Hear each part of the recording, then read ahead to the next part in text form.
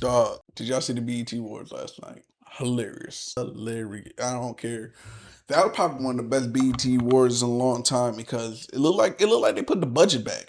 Everybody performances look like they had money behind that. Usually it's kind of half-assed. They put a screen behind them and then let it go. Like everybody had full-on dancers, pyrotechnics, stage sets that were moving, all of that. Like it looked very good. It looked like they put in they actually used the money. I was like, oh, they got money this year. They're investing this year on this. And everybody performances was dope. And then they honored Miss Lauryn Hill at the end, which that was probably one of the best tributes I've seen in a long time. And then she came and did it at the end. She came performing at the end. Fire. Fire. So a couple of notes we gotta take from that is what we gotta be. Let's go. I'm up, as you see, I'm uploading the video. Young Miami has one of the most organic hits in a long time. This when she came out to actually, to speak about her award. And everybody was going nuts. Listen to this. Look at that. Yep. What's up, BC? This is what it sounds like. That's what it sounds like, y'all. That's what it sounds like when you have an organic hit. You're not doing stream farms. You're not doing any type of payola to the radio, not anything. When it's organic cultural impact. And everybody's saying, well, this is what hip hop culture is. That's just a part of our culture, dog.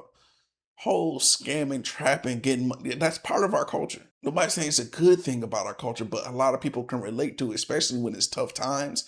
And you got to do what you got to do to get where you need to go. Yeah, somebody gonna go grab a pack. Yeah, somebody go scam a little something. Yeah, she gonna have to sell a little bit of something. You know what I mean, to feed her family. Yeah, it's relatable because we come from a culture that was in abundance to where we had to survive. So you had to do anything. So yes, it's relatable because some people had to see their cousins survive, had to see their mama, had to see their daddy go get the pack. Their daddy had to go sit down because he got caught with the pack because he was trapping. So it's very, very relatable. So cut it out. Please cut it out. When y'all say that stuff, when y'all be like, oh man, this is the worst part of black. Yeah, we understand, but it's a part of it. It's a part of it. That's why it's relatable. So I hate that. Y'all get in this elitist mindset and try to act like y'all know where y'all came from. Like y'all know what y'all had to do to survive in the hood. Like your family had to sell stamps to get a little bit of extra money to do something. So cut it out. This is a part of the culture. Everybody else ain't meant to for this to be understood. Oh, it make us look bad to white people. Why do you care what they think about you and how you look? Why do you care? Why do you want to be to their European standard? Why? Tripping. Cold tripping. Yes, we understand about having class and having decorum, but we still have this other end of our culture that people are still living in to this day. So all of that type of, nah, we ain't, come on. Y'all tripping. But yeah, we go back into it. What else we had? We had, Druski, he basically was doing other parts of his skits. Like, he was doing parts of his skits, which was part of his hosting. So he integrated that very, very well. And that was great. Look at this. Hallelujah. The church skit. Got these Christian Louboutins. I'm stepping in the blood of Jesus. Very entertaining as a host. Look at Rick Ross. Give him some praise. Amen. I got this Gucci on because we all Gucci on God. So down to Druski, right? So, we saw some people complain, so, this is the difference between a stand-up comedian and people that do skits and whatever. There were some people who were talking negative on it. Druski did it in his own way, and it was very, very entertaining. Very entertaining. He did a great job of emceeing for the night. And he brought it into the new generation. Because everybody's so used to the standard, or have the comedian, and the comedian come up, he make jokes, they talk about what happened, the big negative stories or whatever, make jokes about that, do some crowd work or whatever, the rigmarole of that.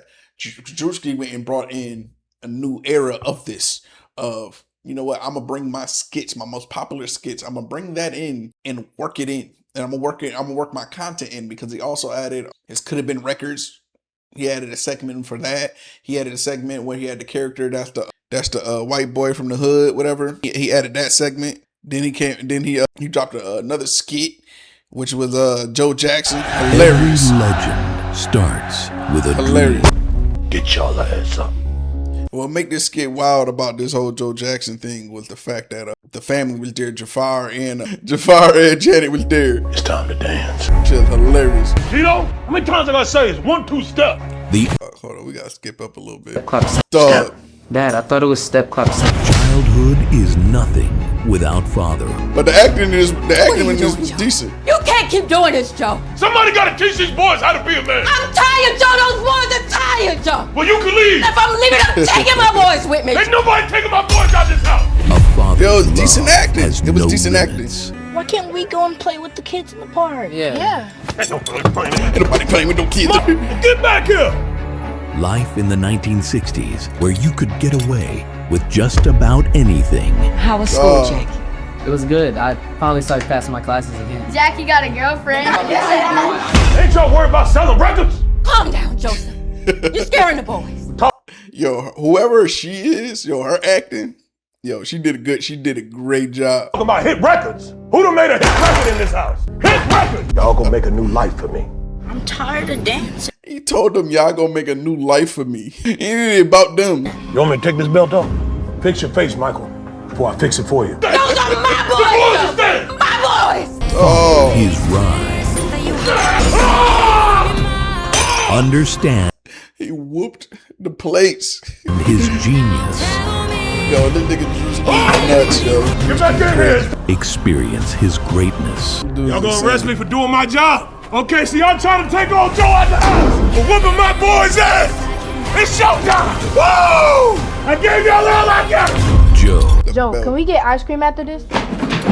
Coming to theater. You finna whoop them over some ice cream, dog. But you know what Druski needs to do? He needs to bring back spoof movies. Like how Scary Movie is. Like, I feel like if Druski was on the board or was part of the writing of the new Scary Movie, it probably would have came out better because he understands what makes the new generation laugh. People understand, like, when it comes to comedy and all stuff, it still progresses with each generation due to the fact of now you have, certain sensitivities now. You have certain things that now we because we have more access to more knowledge that we'll see certain things that used to be funny and it's not funny because we might learn, okay, that's bad. That creates trauma. This is that. This you know what I'm saying, this may disenfranchise these type of people. So it's a new space to navigate that these younger people understand, and he understands that as compared as with the Wayans, they come from old comedy. So from Druski understanding this, that's why I think I felt like he should have been like one of the script writers on the new Scary Movie. But I feel like he can do these spoof parody movies and he'll be right on point, right on time, and he can make it happen. That's what we want to see, y'all. We want to see if Druski can make these new spoof movies. We want to see if that can happen. But that was definitely a great piece of content that came out of there. And then what we saw also, see if we can search this up. Dang, put that in the drafts, dang. Then what we saw also, Cardi B dissed Bia. She dissed Bia. So she said you ain't even got no awards, like. Even got a BT award. You wanna beef with me? Are you sure? So she even got a BT award. Damn. You feel best in the rap of the sweat me cause you poor. Just a be a lavatory. I'm pretty and I'm petty as Kicking her back in. She kicked Bia back in for sure. Like, it's a little funny though. Somebody said the headphones not working. How you doing, man? I'm all right. Yeah, I could reply to you actually in the chat. But yeah, Cardi B, she put all her effort. She put effort into this performance. She put effort into this performance, and you saw it. And then she got her diss off. What's going on? Was it Tamaya T34? How you doing? But yeah, like Cardi B, she put her effort into this performance, and she gave a quality performance. She got her diss off. She used it as the platform. What I'm trying to say. Usually when people go into more Afrocentric platforms and stuff, people get they shit off their chest because we control the conversation. So when it comes to black people in media, we control the conversation. And it's weird because it feels like almost 80% of media just be about black people and what we're doing either right or wrong or what we are achieving. I don't know if that's an algorithm thing or whatever, but just like I spoke about the Chris Johnson thing earlier, he's the number one trending topic. And the number two trending topic after that is Malik Beasley in the world. And it seems like that is a consistent thing almost every single day, that some type of athlete or some type of this African-American entertainer or something is always in the top trending for the day. Very rarely it'll be, war politics or exactly what's going on with these other, I would say these other topics, whatever. Really is that. It seems like the topic is always black people in every way, shape, or form, in almost in every app, almost every video, almost every hashtag is has some form of black people. And for that to even be proven is look at what they're talking about now. They're talking about Grand Theft Auto, and the biggest characters. They say, who's the biggest video game character? Kind of find out it's CJ from Grand Theft Auto San Andreas, who's a black person. And now that you see the people that played the characters, now they're on a run doing interviews and showing up to conventions, and they're getting paid for their just for their appearances and making millions of dollars doing it. We got the sauce. So people want to, I guess we're the entertainment. We're the topic of discussion every single time. Even when you looked in the Epstein files, Epstein was talking about how he could genetically modify black people to make us better and faster. Like, what? But so when we have a certain type of confidence or a certain type of ilk about us, when we say, like, dang, people are obsessed with us, or why they always watching us, or why they always in our business, we have every single right, because we can see the boards, we can see the internet, we can see what is being talked about. We can see when Ryan Coogler comes out with Sinners, and then it starts to break records and everything, and then people come out with the movie Obsession. Now they're all of a sudden, let's compare it to Sinners. Like, there's other movies you can compare it to. Now, and then Michael comes out as a biopic, and then now, it's all over the news that they broke the biopic record for biopic, if you want to say it. I always say biopic because biography picture. But biopic, that now that it passed Oppenheimer with $1 billion, and now people holding that as the standard, and like I said, center of attention. Why? What makes everyone watch us under a magnifying glass? That's what I want to know. So when this poppy is clipped, that's the question I want to ask. How come Black Americans specifically is under this big magnifying glass? We are followed through sports. We are followed through media.